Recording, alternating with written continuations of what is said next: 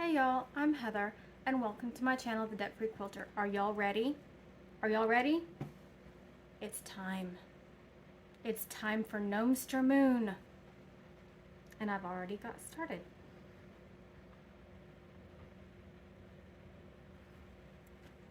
That's right. I made the smallest block as my test. Why? Because I wanted to make sure I could do it. Okay. So today we will be assembling the medium and large blocks. So let's get started. Here in this bag we have all our pieces, and in the book over there I have the layout so I can look at. Now here's the thing. It does get a little bit complicated to lay out. It does, not gonna lie. I have all our stacks of pieces right here. I have my diagram over here. And I have my sample block. So, what do we do? Okay. First off, I've got this in the very center.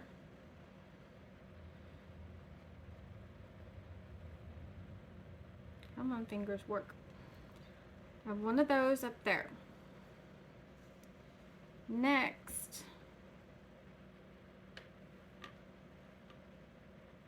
I'm going to put one of those and two of these.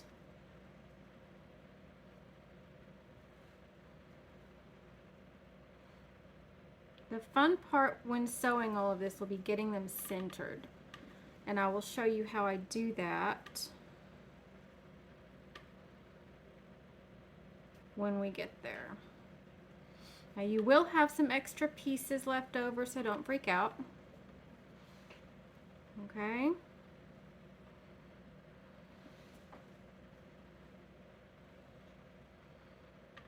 And we're doing this scrappy, which definitely makes it more fun. Wait. Those go there. These go here.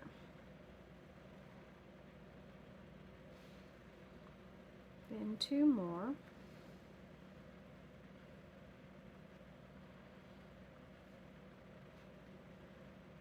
Okay.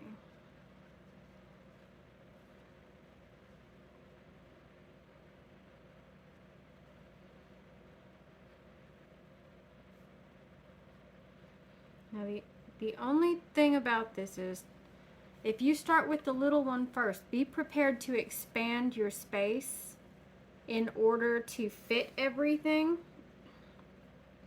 because you're gonna need it. They get bigger as we go.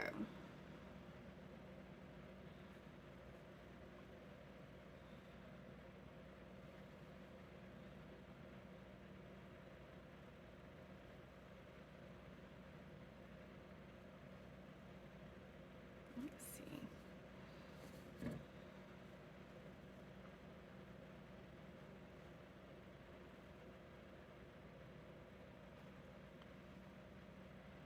Let's see, we are going to have pieces left over. That's just a thing. They want you to have enough. You can make it scrappy however you want and not have to worry with it. Now with these little bitty ones, if you wanted to fussy cut something to put there, that would be awesome.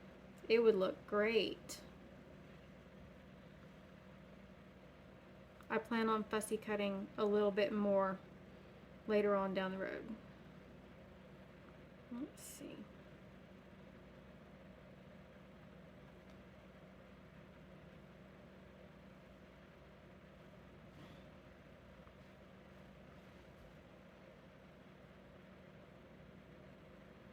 Okay.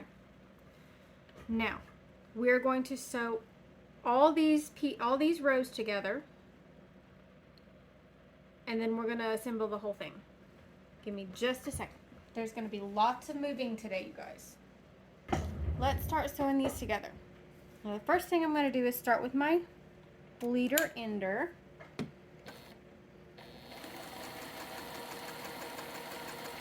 Just so I don't waste thread. And then I'm going to start at the top and work my way down.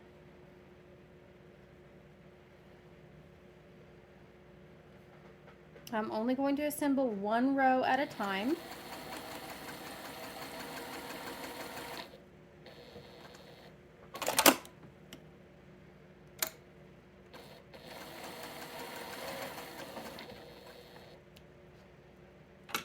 And I'm going to use my handy dandy wooden press right here to just press that over. The cool thing about this is there are no pressing directions. The sucky thing about this is there are no pressing directions. So you can press it up, you can press it down, you can press it left, you can press it right. It does not matter because there are no seams that meet up in this block.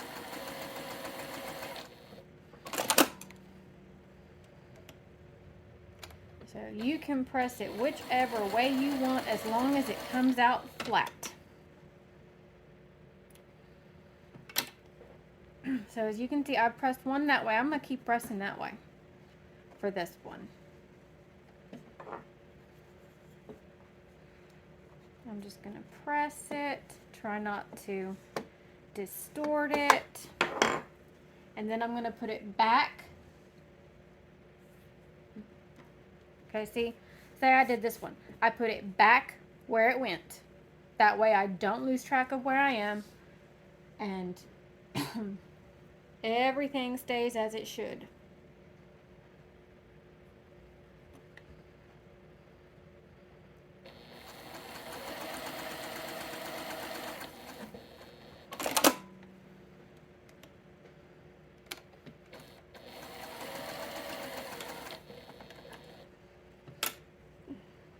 Now, as you saw, I'm just going to keep on going. So I'm going to start fast forwarding,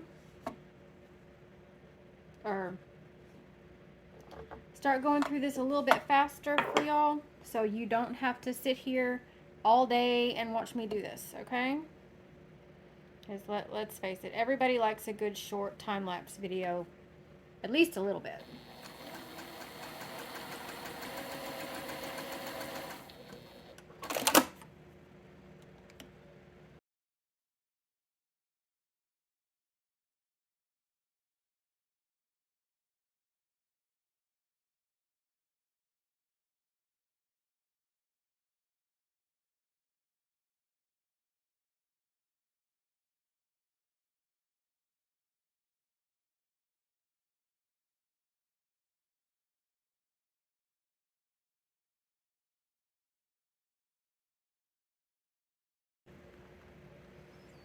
Alright, let me show you what it looks like now.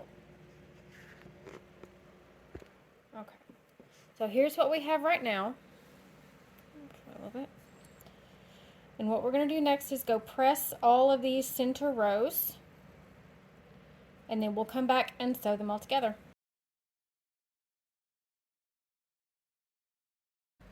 Now I know what you're thinking. Heather, why are we over here again? Because in order for these to line up properly, we have to find the center. Yeah, there's several ways we could do this. We could measure. We could eyeball it and then pin it. Or we could fold it and pinch it. Okay? Now, you got to be careful doing it this way because you want to make sure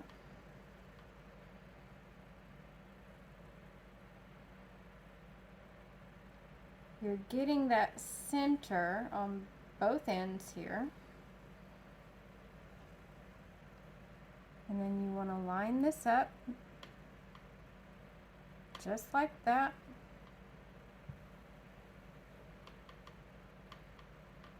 And then you automatically have a center right here at this little crease right here that we just made. If you want to put a pin in it, great, go for it. I'm not going to do that. What I am going to do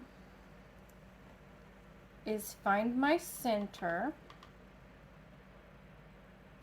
on all of these.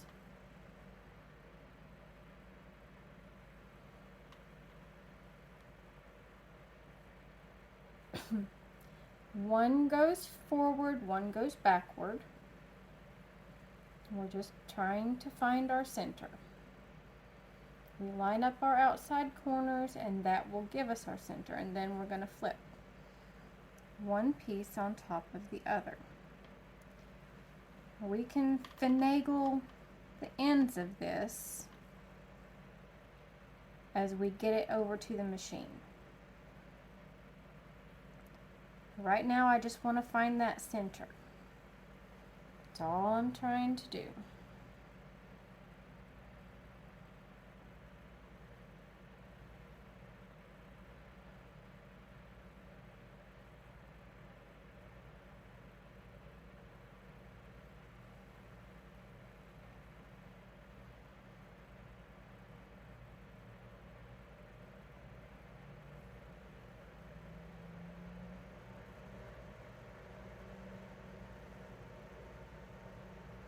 I did that one backwards.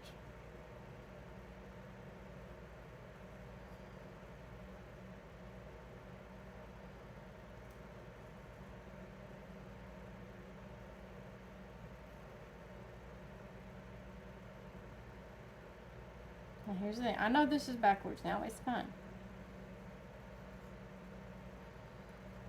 So that's what's fun about it. If you definitely want it in a certain way, be careful how you flip-flop your rows. Just be careful. Because if you're not careful, you're going to wind up with things not where you want them. Now me, myself, and I, it doesn't matter. As long as it's in the same row that I put it in, I'm okay.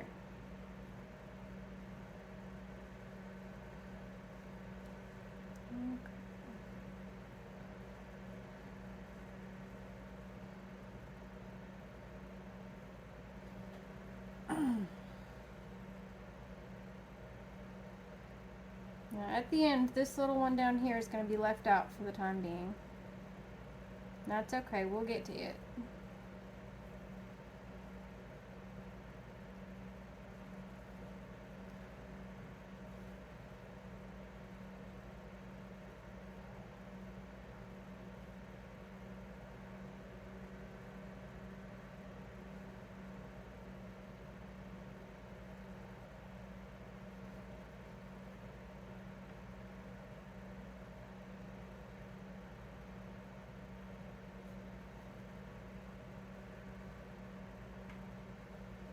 All right, now let's go back to the machine and sew these together.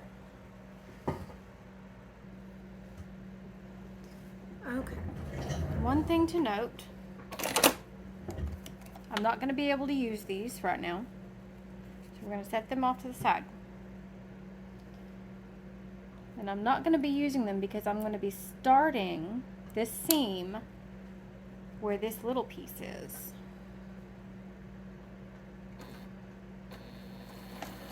And I'm going to make sure that I back stitch on both sides.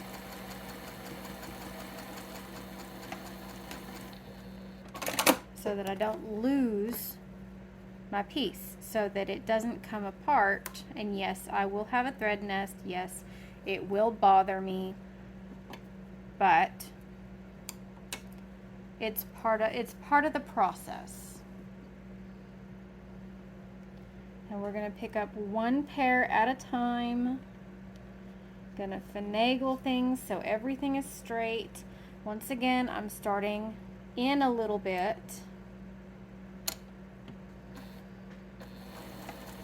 I'm back stitching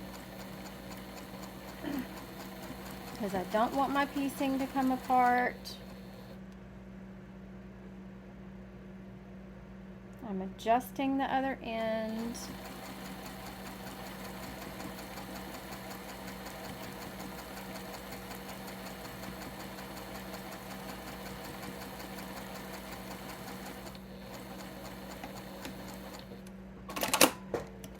And I'm taking it off the machine.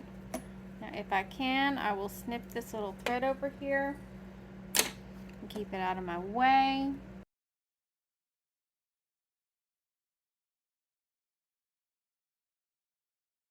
Now we're going to go press these pieces and then come back and finish the assembly. Okay. Here's another thing we're going to do. When we press these, we're going to press to the longer seam. This is what I am going to do. You do whatever you want. I am pressing to the longer seam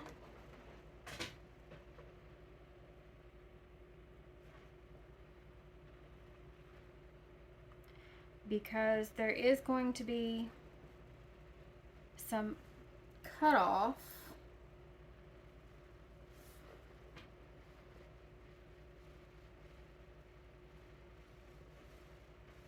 It's these outer edges out here are going to be cut off, so it's really not going to matter. So this is just my personal preference. Like I said, you do whatever you want. It's your quilt.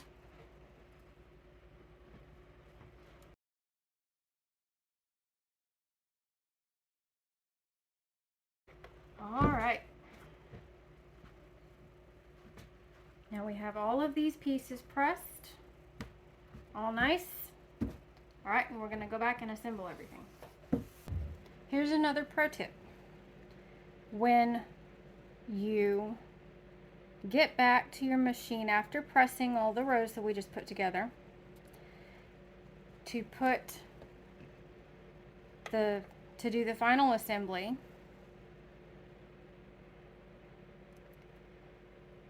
flip the entire thing over.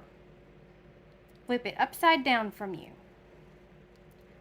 so that you can just start with the smallest piece and you work your way back through. Here, I'll show you what I mean real quick. Movement, movement. See what I did? Here's the top, second row, third, fourth, last. Okay, I just turned it all around. Because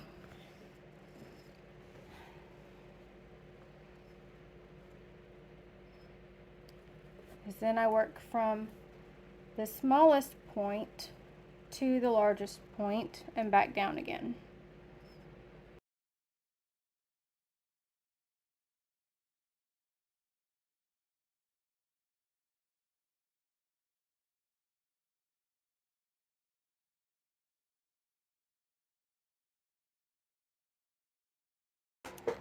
All right, then we're going to take it this way because I'm still pressing to that longer seam. Okay. And one more press and we'll be done. So let's cut over there. And now what I do is I take my iron and very carefully I give it just a little bit of a tug and I work my way towards the center on the back. I start by pressing it from the back.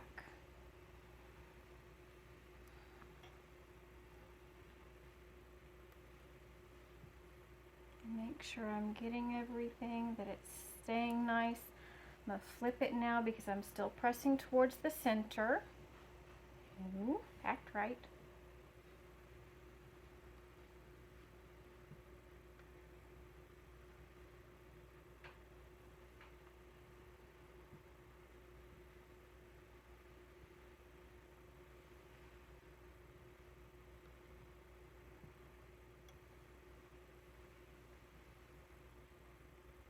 Okay. I see that one not wanting to behave.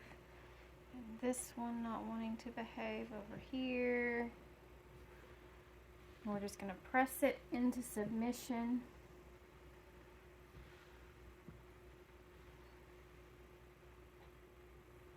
And now we're going to flip it over and press it from the front.